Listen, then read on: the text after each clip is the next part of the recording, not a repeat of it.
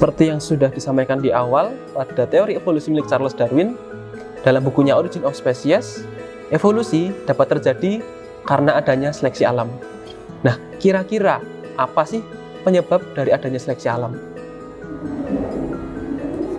Oke, yang pertama adalah karena adanya mutasi. Nah, mutasi ini sering disalahartikan karena kita selalu mengartikan mutasi sebagai hal yang buruk. Padahal mutasi tidaklah selalu berarti buruk. Kadang ia justru memberikan sebuah kebaikan, atau lebih banyak mutasi menjadikan kita tidak berdampak apa-apa atau bahkan sifatnya netral. Nah, untuk memenuhi seleksi alam ada 4 syarat yang harus dipenuhi dari apa yang telah dikemukakan oleh Charles Darwin. Syarat yang pertama adalah dalam satu spesies harus terjadi adanya variasi dalam suatu populasi. Nah, kita dapat memisalkan dengan contoh kelinci ini. Nah, kelinci-kelinci ini berada di dalam satu spesies yang sama. Akan tetapi mereka bervariasi.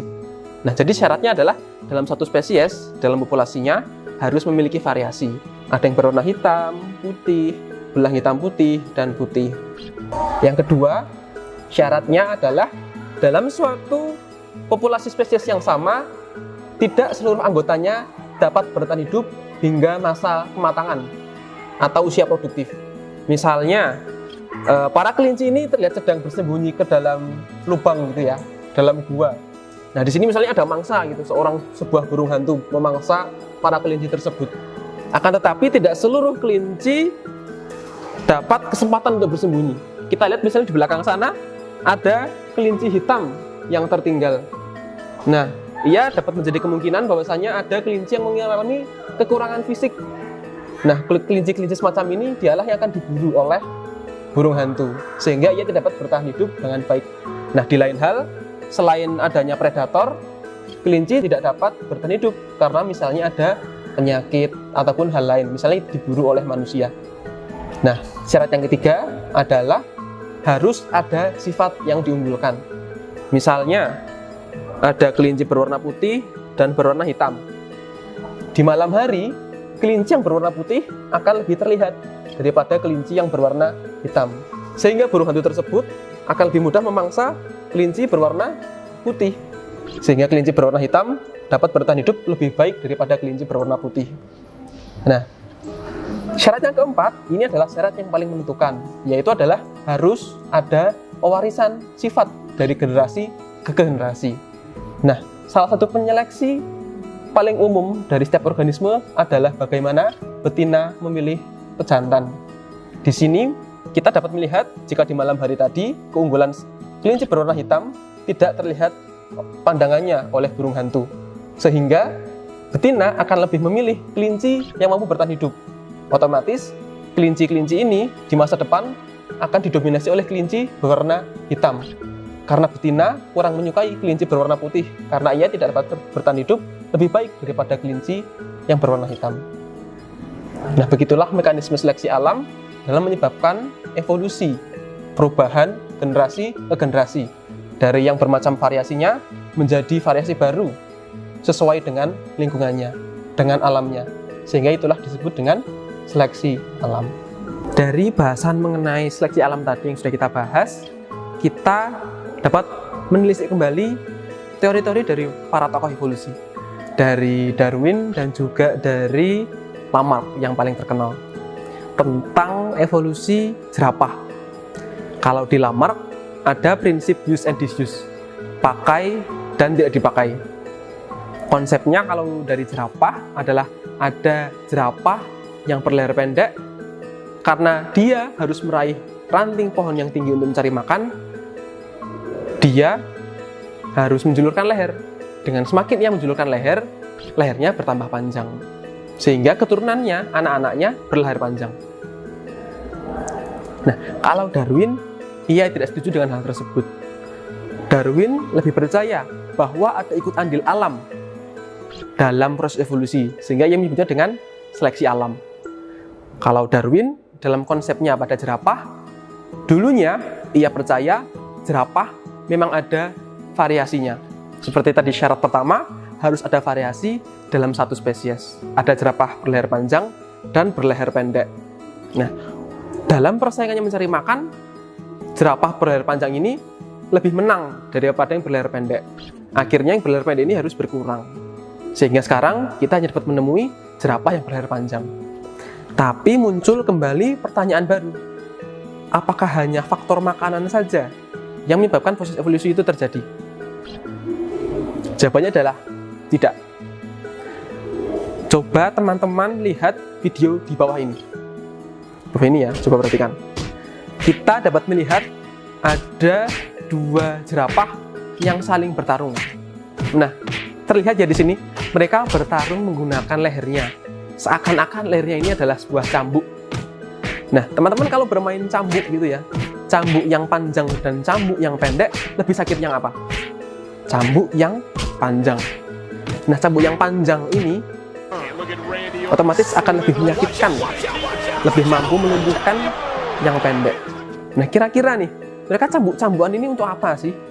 Untuk bertarung. Bertarung itu untuk apa? Untuk pamer. Pamer ke siapa? Ke lawan jenis. Siapa? Betina. Nah, itu memenuhi syarat keempat tadi ya.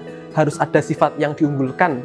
Dan penyeleksi alam yang paling umum ditemui di tiap organisme adalah apa? Betina. Dia suka pilih-pilih urusan ini. Mana sih yang lebih baik, mana sih yang dapat bertahan hidup. Nah, kebetulan karena jerapah berleher panjang ini lebih mengesankan gitu ya, dia dapat menang, akhirnya para betina ini memilih jerapah yang berleher panjang. Nah, itu adalah bagaimana mekanisme seleksi alam. Karena kalau dipikir-pikir, kalau hanya menggunakan faktor makanan saja, kita masih dapat melihat ada hewan-hewan di Afrika sana, tempat tinggalnya jerapah. Masih ada zebra, antelop, dan lain sebagainya yang masih dapat menjangkau makanan-makanan yang ada di tempat rendah. Harusnya jerapah tidak dapat mendapat pengecualian atas alasan makanan tersebut. Jadi akan ada banyak faktor yang mendukung terjadinya evolusi dari adanya seleksi alam. Itu adalah bahasan mengenai teori-teori dan mekanisme seleksi alam. Nah, kira-kira nih, teman-teman udah dijelasin panjang lebar tadi ini, percaya nggak kalau evolusi itu ada? Nah, kalau nggak percaya, kita akan bahas di bukti-bukti evolusi. Karena kita cenderung nggak percaya kalau tidak ada bukti. Nah, makanya kita akan bahas bukti-bukti evolusi di bab selanjutnya. Yuk, kita ke tempat pamer bukti-bukti evolusi. Baik, selanjutnya teman-teman kita akan membahas sedikit mengenai hukum Hardy-Weinberg ya. Ini erat kaitannya dengan materi genetika yang sudah teman-teman pelajari tentunya di kelas 12. Atau jika belum, nanti ini mungkin hitungannya juga menyicil ya, mempelajari materi tentang genetika. Nah, ini juga erat kaitannya dengan mekanisme evolusi yang sudah kita pelajari di bab ini, itu seleksi alam dan juga mutasi gen. Nah, lalu kira-kira apa sih hukum Hardy-Weinberg itu?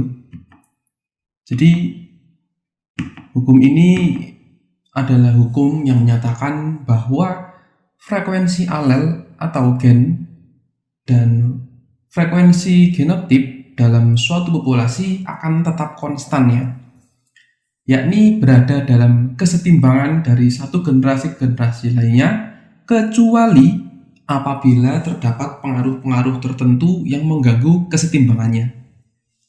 Nah, jadi hukum ini secara singkat atau ringkasnya itu menyatakan bahwa frekuensi alel gen ataupun genotip itu dalam satu populasi akan tetap konstan atau sama dari satu generasi gitu ya, dalam satu populasi yang sama, asalkan tidak ada hal-hal yang mengganggu kesetimbangannya gitu ya, atau faktor-faktor dari luar atau dari lainnya. Nah, kira-kira apa sih yang mempengaruhi atau syarat-syaratnya? Yang pertama adalah populasinya ini harus besar ya. Yang kedua, tidak ada seleksi. Yang ketiga, tidak ada mutasi. Yang keempat, kawin terjadi secara acak. Dan kelima, tidak ada migrasi. Nah, akan tetapi sebetulnya di alam hal ini sulit terjadi. Di dunia nyata sulit sekali terjadi. Bayangkan di populasi besar tidak ada migrasi, tidak ada satu atau dua individu yang keluar gitu, atau terseleksi, terlebih mutasi gitu ya. dan juga kawin terjadi secara acak. Namun demikian, kita tetap perlu mempelajari materi ini ya, karena mau tidak mau mungkin secara materi ini juga akan diujikan nanti di soal-soal ujian sekolah pada umumnya gitu ya. Jadi kita tetap harus mempelajari materi ini. Ini ada rumus perhitungan hukum Hardy-Weinberg. Jadi siapa bilang di biologi tidak ada hitung-hitungan gitu ya. Nah, di sini kita ada sedikit perhitungan ya. Sebenarnya perhitungannya basic atau umum. Nanti ada sedikit kaitannya juga dengan perhitungan genetika. Tapi insya Allah mudah jika teman-teman mampu memahaminya gitu ya. Yang pertama, ini rumus dasarnya adalah P plus Q sama dengan 1. Dengan P yaitu adalah alel atau gen yang dominan, dan Q adalah alel atau gen yang resesif.